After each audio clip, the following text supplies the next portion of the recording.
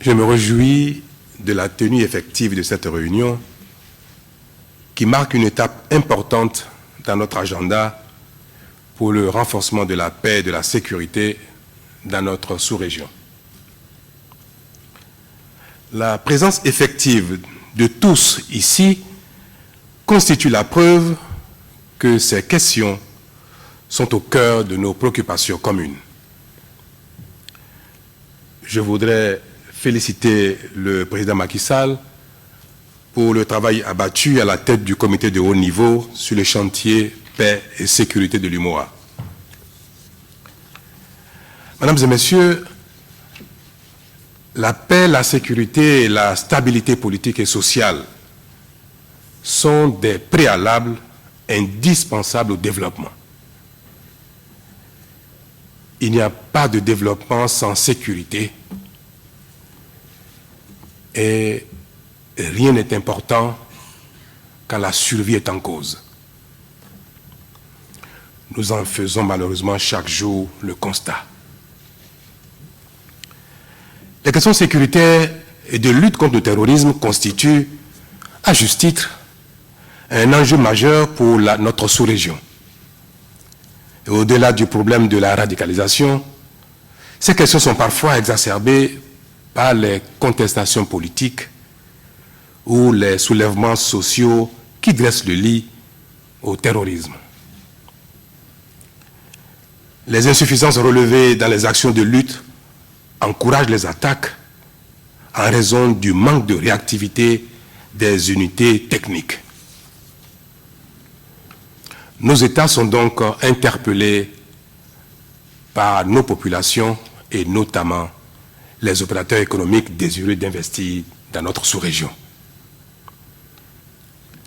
La prise en charge du phénomène nécessite des moyens financiers importants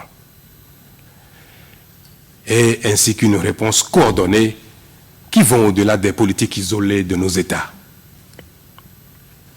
Conscients de cette réalité, les chefs d'État ont pris la mesure de la situation en décidant de mobiliser de façon conséquente nos ressources propres afin de lancer un signal fort à la communauté internationale. Je voudrais donc saluer l'engagement de tous mes collègues chefs d'État au regard de la rapidité avec laquelle les décisions ont été prises. Je voudrais exprimer ma fierté quant à notre capacité à agir quand il le faut. C'est peut-être aussi l'occasion d'exprimer à nouveau la honte qui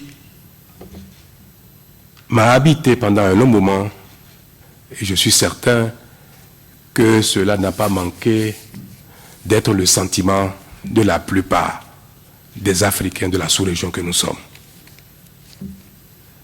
Nous avons paru longtemps incapables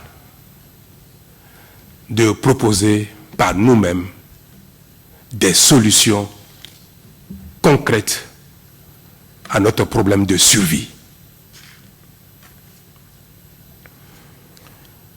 La seule image que depuis longtemps les pays de la sous-région confrontés au problème du terrorisme, la seule image qu'elles ont donnée au monde, aux Africains, à la communauté internationale, c'est celle de la main tendue.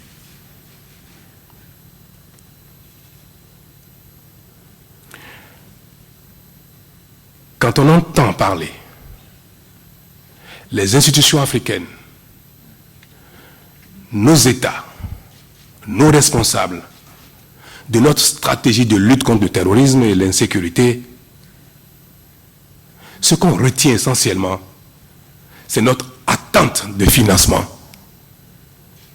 de la part des institutions des autres continents et de la part des partenaires bilatéraux des autres continents.